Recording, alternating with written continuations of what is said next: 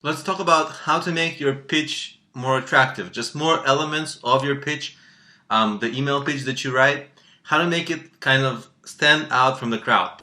This video is brought to you by Oppie Pies Academy. Because the problem that you face is that these radio show hosts get a lot of pitches from people just like you.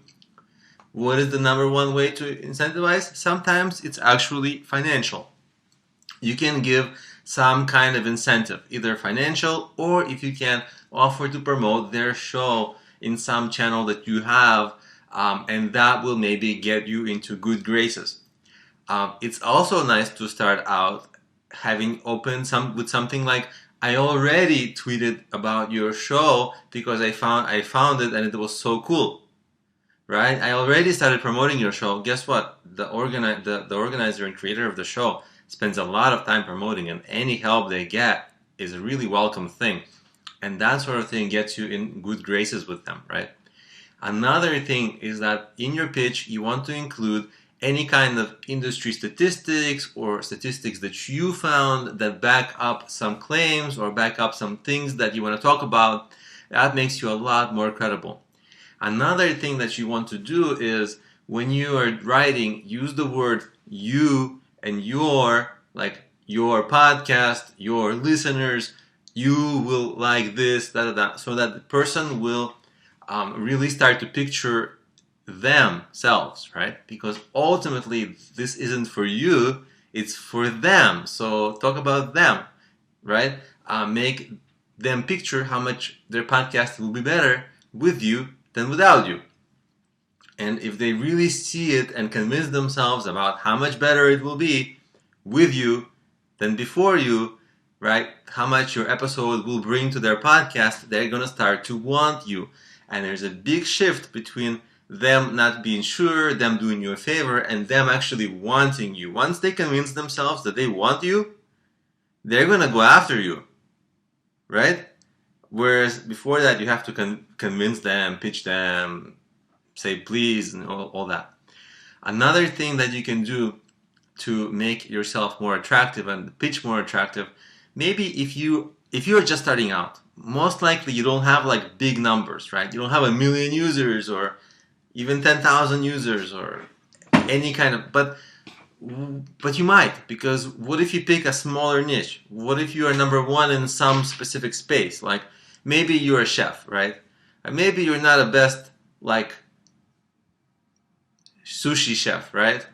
Maybe you're not even the best sushi chef in your city, but maybe you can make up a category, right? For example, you're the best sushi chef for California rolls.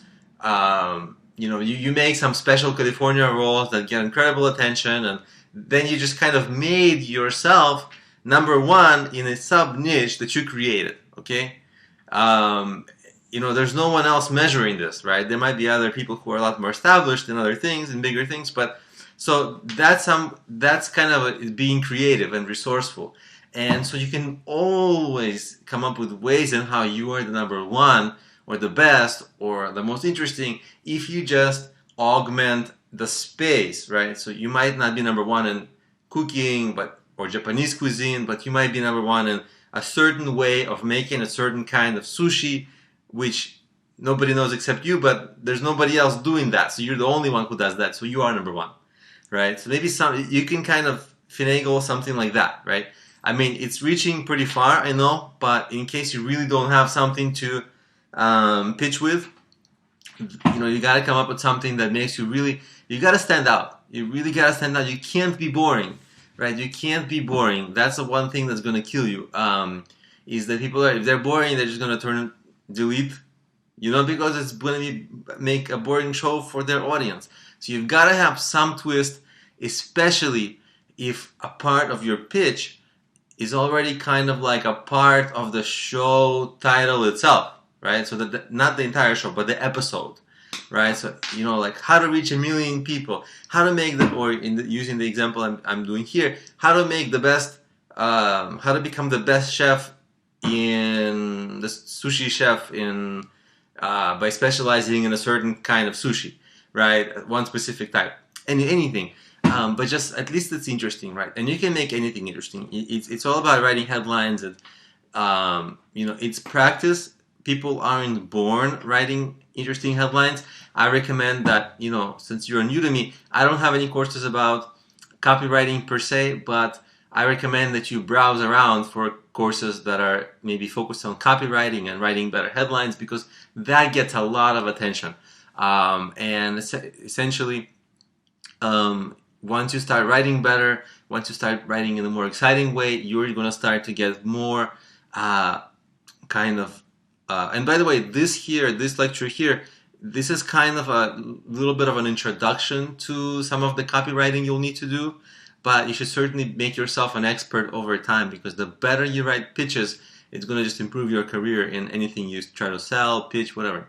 Anyway, going back to my main point, be creative and be resourceful in how you pitch. Be exciting, be interesting, maybe even a little bit mysterious, and you'll see a lot of positive results because people will have natural interest. So try those things and try to be always creative in how you position yourself in relation to the different shows that you're pitching and making things interesting for them.